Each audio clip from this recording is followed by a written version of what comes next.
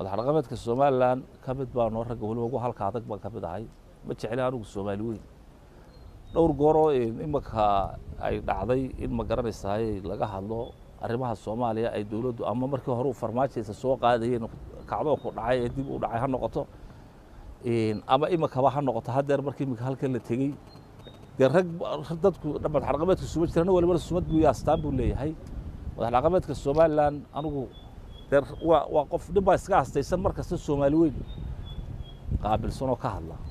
anigu fakirkaas oo midnimada Soomaaliya ma aaminsani cid aaminsan oo qaldan tahay shacbiga Somaliland kama turjumaysan leh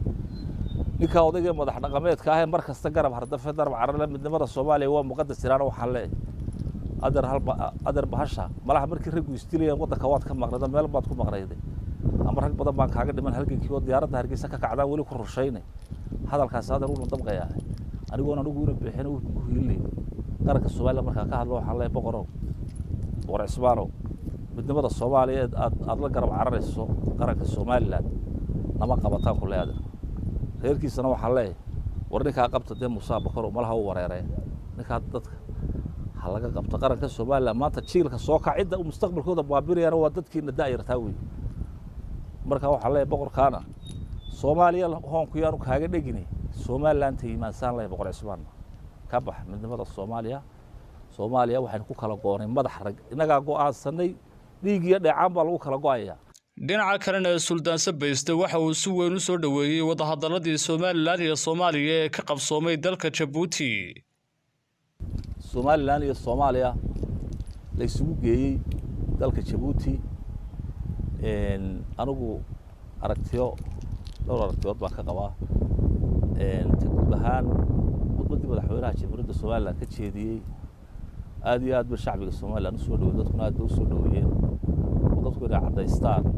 rabitaanka shacbiga halku taagan yahay inaad cadayso go'aankaaga cadaysaa waa muhiim madaxweynuhu halka ganacsi uu ka jeediyay wuxuu ka jeediyay taariikh sooyaal taariikheed uu ka sheegay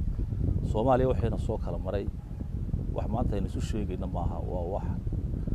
dhacay oo xanuun badan ay nagu reebay soo hadalqaadkeeduna anigu horta shakhsiyan markaan tayda ka hadlo wada hadallada Soomaaliya iyo Somaliland waxa laga wada hadlayaa horta marka horeba inuu cadaado kale rahaado miyayna kala guranayna soo israacayna halka inaga waftigii tagay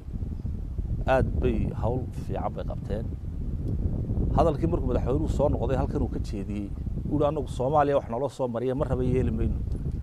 kelmadaasina waa kelmad aad muhiim ah Soomaaliya wax naloo soo mariyay